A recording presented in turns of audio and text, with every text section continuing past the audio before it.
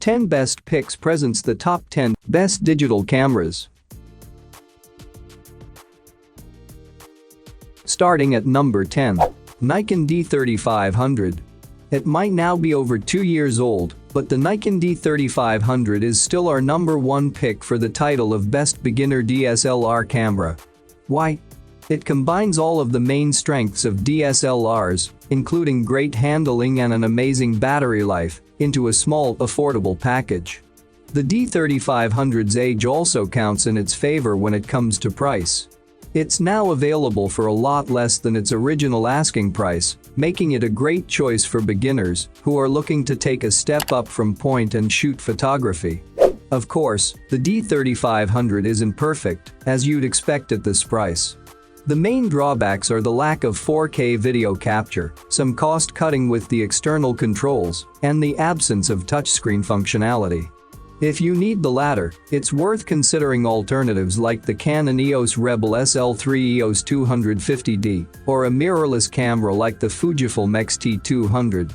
Still, neither of those cameras come close to the D3500's 1550-shot battery life, and it does compensate for the lack of a touchscreen with a handy guide mode for beginners, which takes you through the process of creating effects like a blurred background.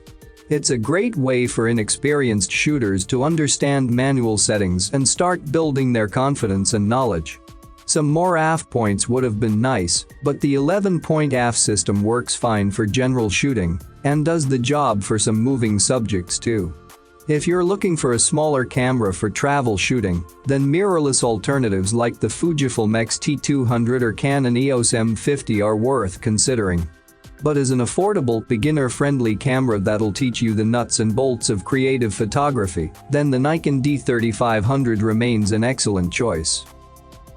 For more information and price, check out the product links in description underneath the video. At number 9. Sony A6100. The Sony A6100 is the natural successor to the wildly popular Sony A6000, a beginner-friendly mirrorless camera that is still available to buy new today, 5 years after its launch. That's the sign of a popular, enduring camera. Both cameras are the entry-level models in Sony's range of mirrorless APS-C sensor snappers. APS-C refers to the camera's sensor size, which is significantly larger than the ones found in smartphones, but smaller than the full-frame chips found in pro-friendly models like the Sony A7 III. Much of the A6000's core features remain in the A6100. There's the familiar body design, a sensor with the same 24MP resolution, a similar EVF and tilting rear LCD screen, and an 11fps burst mode. However, there are some very welcome improvements in the A6100 too. Overall, this is a much more user-friendly camera.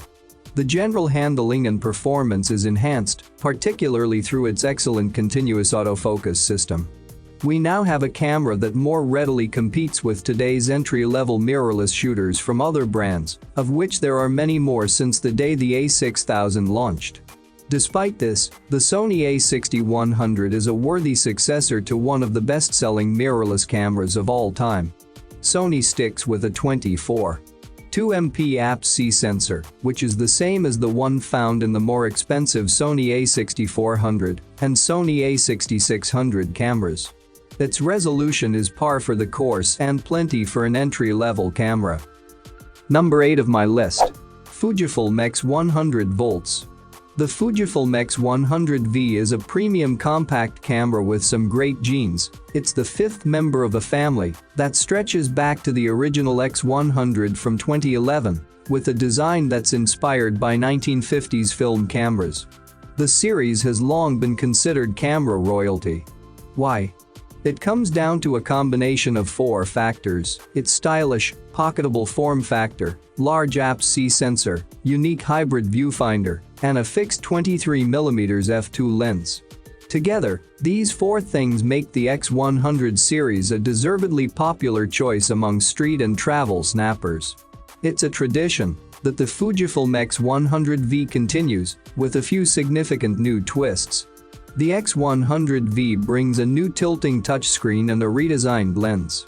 Inside, there are big changes too, with a new 26.1MP APS-C Trans CMOS4 sensor, improved autofocus system and the ability to shoot 4K 30p video.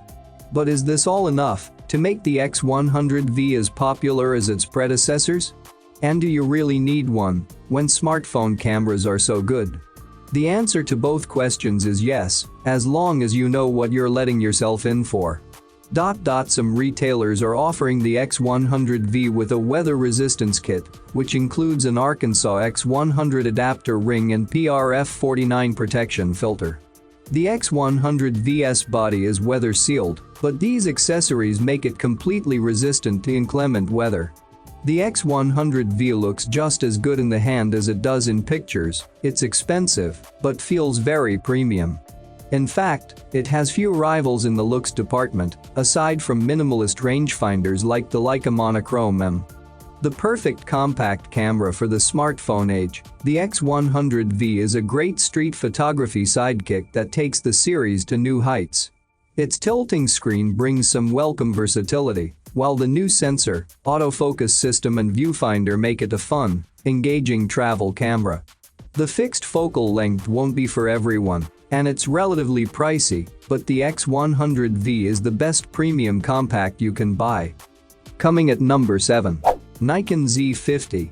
Nikon made a spectacular debut in the mirrorless full-frame world with the Nikon Z6, an all-rounder that currently sits top of our best camera list. And now it's trying to repeat the trick for APS-C cameras with the dinkier, more hobbyist-friendly Nikon Z50. What are APS-C cameras? This sensor format became dominant in the early days of DSLRs and is used in cameras that sit below full-frame models.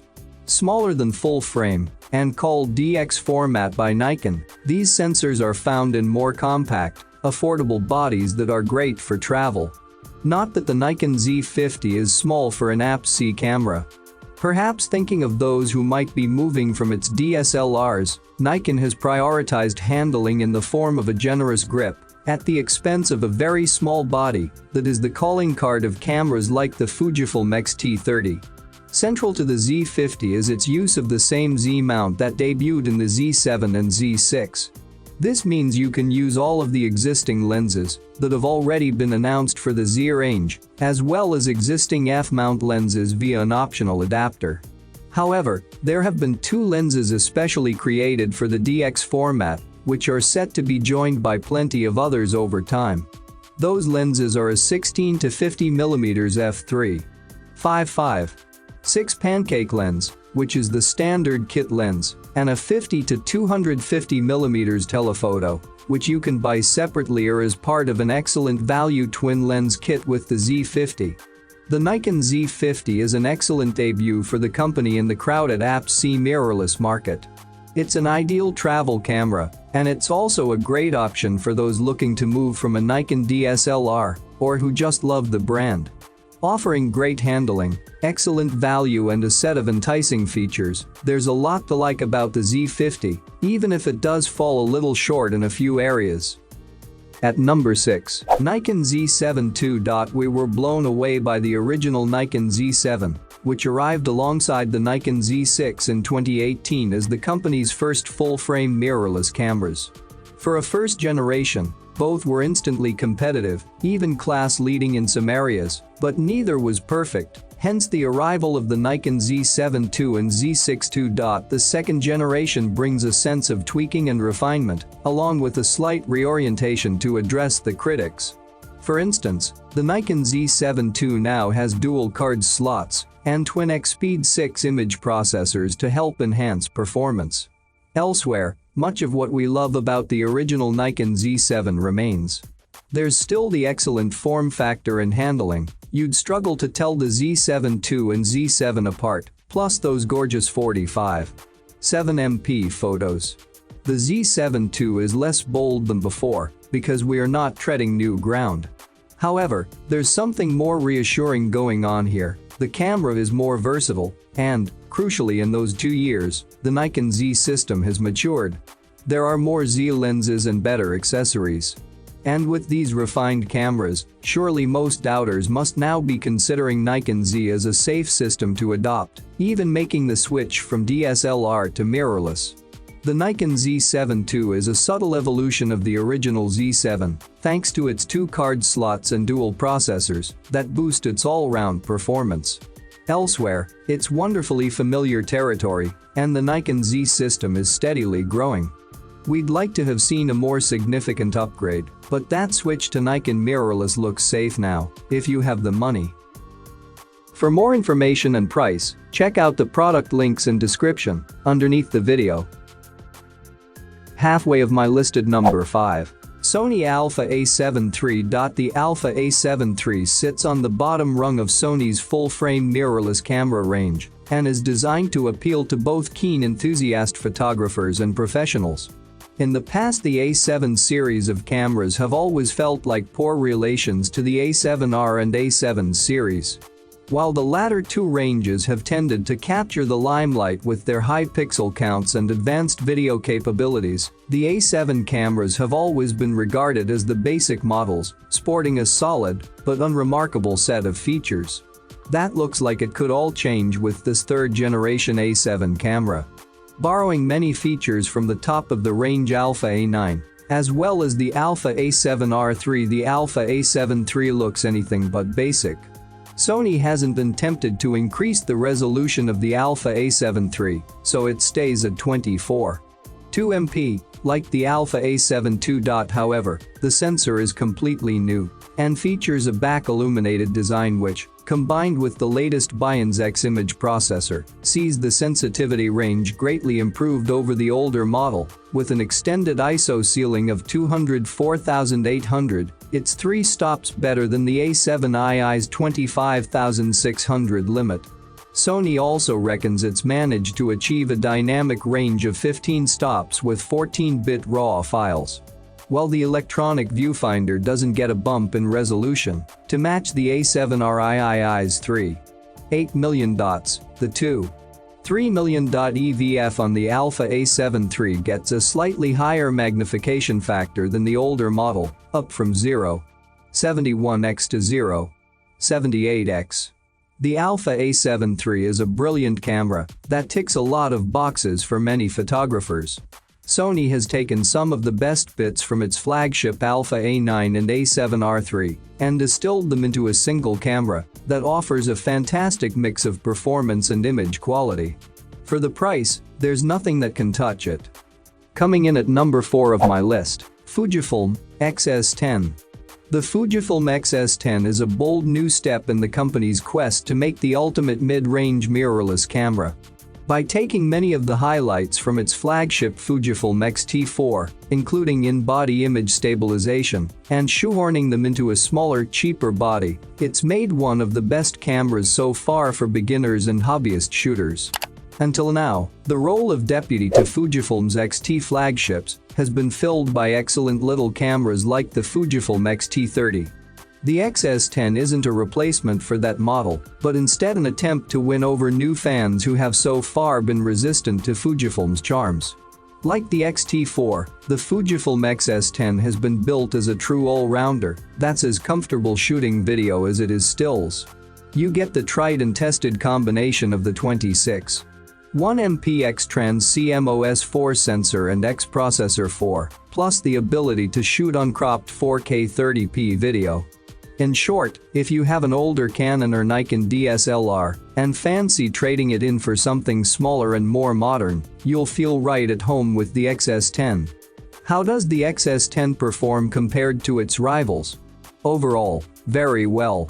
Still's image quality is identical to the Fujifilm X T4, a camera that's currently top of our guide to the best cameras. The quality and flexibility of the X S10's 4K video is also right up there with rivals like the Nikon Z50 and Sony A6600. Perhaps the X S10's only real weakness is its autofocus. Its AF performance is still impressive in most situations, but the subject tracking isn't quite as advanced as the Sony system seen on cameras like the Sony A6600. Still, while it might not be the first choice for action shooters, the X S10's IBIS system is a real bonus for such a small camera. If you do a lot of handheld shooting, this can help you preserve image quality by letting you use longer shutter speeds. This feature alone gives it a big edge over the Nikon Z50, Fujifilm X T30, and even the Fujifilm X T3. At number 3. Nikon Z6 II. The Nikon Z6 II is the follow-up to the company's first full-frame mirrorless camera, the Z6. Now over 2 years old, the Nikon Z6 has become one of our favorite mirrorless cameras. But there's still room for improvement, and with the Z6 II, Nikon has opted to retain the core spec and design of the Z6 while addressing its weaknesses. To that end, pretty much all the main features of the Z6 II are inherited from the Z6. This includes the excellent full-frame 24.5 MP BSI-CMOS sensor, which delivers images with excellent levels of detail, plenty of dynamic range and a very good high ISO noise performance. Compared to one of the Z6II's closest rivals, the 21 MP Canon EOS R6, the extra pixels here give you that bit more flexibility when it comes to framing and cropping, whereas the EOS R6 has a slight edge at higher sensitivities. Comparing the Z6 II to its other close rival, the Sony Alpha A7 III, there's really not much between them when it comes to results. While the sensor remains the same, Nikon has equipped the Z6 II with a second X-Speed 6 image processor. This brings a number of performance improvements, most notably an increase in burst shooting speed from a maximum of 12 fps to 14 fps. That's faster than the Alpha A7 III and a match for the EOS R6. There's no getting around the fact that the updates found in the Z6 II are modest at best. However, while existing Z6 owners shouldn't be tempted to upgrade, if you're looking for a quality full-frame mirrorless camera, you're not going to go far wrong with the Nikon Z6 II. While rivals might outclass it in some areas, the Z6 II has consistency on its side, performing strongly across the board. If you can live without the upgrades though, do check out the Z6, it's still on sale for now, and the money you'll save over a Z6 II will go a long way towards a new lens. Coming at number 2. Canon EOS R6. Canon's new EOS R6 may have been overshadowed by its more expensive EOS R5 sibling, but given its impressive feature set, it might become Canon's most popular camera. It fills the hole left between the EOS R's pretty impressive skills and the top-end specs of the EOS R5. To put it simply, the EOS R6 is essentially a more affordable R5, albeit with a significantly lower sensor resolution and more limited video recording capabilities. And, despite being classed as an enthusiast-level camera, the EOS R6 comes with features that rival Canon's professional-level and extremely expensive models. Its ergonomic design makes it comfortable for all-day use, no matter how large or small your mitts are, and you can shoot handheld at shutter speeds as high as 2 seconds and still get remarkably sharp images. It's Canon's first try at in-body image stabilization, and, boy, has the company nailed it. It also makes shooting video an absolute pleasure. Yes, there are limitations when shooting 4K footage, and you aren't going to get the R5's impressive 8K option here, but Canon has made it very clear that the EOS R6 is first and foremost a stills camera. Then there's the marked improvement in speed. While it can't quite match the 1DX Mark III's blitzing 16 fps burst with the mechanical shutter, the R6 is capable of 12 fps bursts. Switch to its electronic shutter, and it will match the sports DSLR's whopping 20 fps continuous shooting speed, more than enough for wildlife or sports photography. Overall, the EOS R6 is a massive upgrade from either the EOS 6D Mark II or even the EOS R and the EOS RP. But all that impressive performance doesn't come cheap, with higher resolution full-frame mirrorless models now available at a similar price point. And number 1. Fujifilm X T4. The Fujifilm X T4 is a mirrorless camera with a split personality. On the outside it's all retro dials and analog chic, but inside it's packed with more advanced features than we've seen from any Fujifilm X-T camera so far. It's a compelling combination. Like the Fujifilm X T3, the X T4 is for keen amateur photographers and pros who want the latest mirrorless power in a fun, desirable package. The difference this time is that the X T4 has cranked its all-rounder dial up to 11. The headline news is the inclusion of in-body image stabilization, making this only the second Fujifilm camera to have this feature, the other being the Fujifilm X S10. Both video and stills shooters can benefit from IBIS, and its inclusion here brings the X T4 up to speed with rivals like the Sony A6600. The rest of the X T4's new features read like a checklist of responses to requests from Fujifilm shutterbugs, a bigger battery, improved autofocus, and, naturally, a new film simulation effect. However, these exciting additions are teamed with the same sensor and processor combo as its predecessor. Which leaves us asking, could you just stick with the Fujifilm X T3? And what of the video-centric X S10? To help clarify that, our review focuses a little more on the X T4's changes and the impact of those additions. For most other matters, our Fujifilm X T3 review still applies. The Fujifilm X T4 is the best APS-C mirrorless camera you can buy right now. There's enough here to persuade both photographers and filmmakers over the X T3, including the significantly improved battery life, in-body image stabilization, quieter shutter, and design tweaks that make a big difference to the handling. The X T4's design is both charming and intuitive, while its class-leading photo and video specs are backed up by powerful performance. This is truly two cameras in one, and very fine hybrid all-rounder. For more information and price, check out the product links in description underneath the video. Thank you for watching this video. Please subscribe my channel, share this video and hit the like button.